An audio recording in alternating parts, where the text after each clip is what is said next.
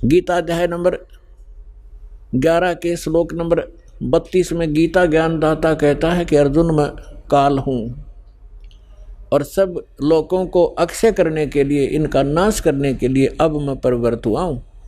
तो श्री कृष्ण जी तो पहले ही विद्वान थे श्री अर्जुन के साथ, क्योंकि उसके रिलेटिव थे, अर्जुन के साले थे श्री कृष्ण भगवान।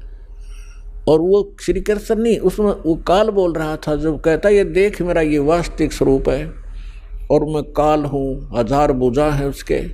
और गीता अध्याय नंबर 11 के श्लोक नंबर 21 में अर्जुन कह रहा है कि भगवान आप तो इन सभी ऋषियों को खा रहे हो, सभी देवताओं को भी खा रहे हो, सिद्धों के समुदाय आपके सामने हाथ जोड़कर खड़े हैं और वेदों के सूक्तों से आपकी ही स्तुति कर रहे हैं और आप उनको भी खा रहे हैं।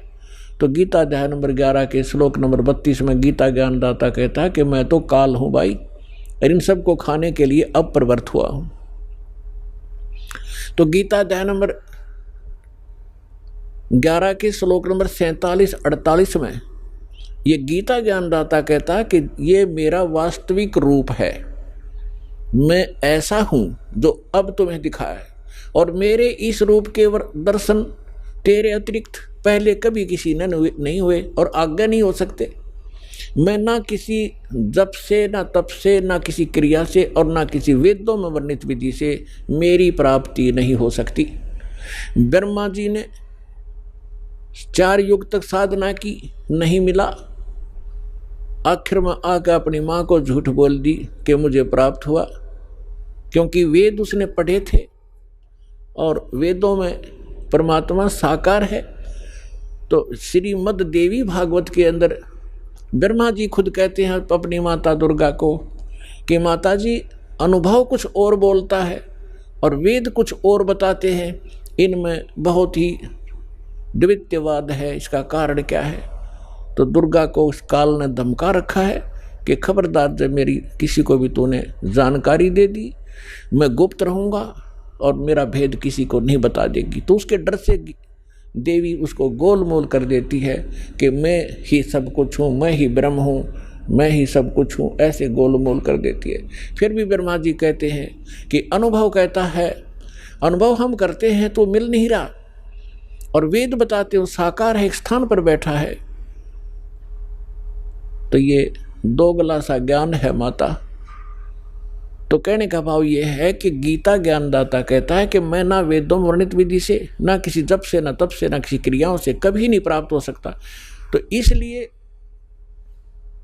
गीता अध्याय नंबर 7 के श्लोक नंबर 24 और 25 में ये खुद कहता है कि मैं अव्यक्त हूँ, अपनी योग माया से छुपा रहता हूँ। ये मेरा अनुत्तम विधान है, अटल विधान है। अनुत्तम तो इसलिए जब माता पिता है और बच्चों से भी गुप्त है तो कोई न कोई दोष है उसके अंदर, वो अच्छा आदमी नहीं है। इसको श्राप लगा हुआ है, 1 लाख मानव शरीरधारी प्राणियों का आहार करता है, जिस कारण से छुपा बैठा है। कहीं पता लग गया तो एक भी नहीं तेरी पूजा करेगा, तेरे इन सब देवी देवताओं को भी भूल जाएंगे। इसलिए गुप्त रहता है, ना अपने देवी देवताओं को, इन सबको, किसी को, पुत्रों को भी इसने भेद नहीं बता रखा।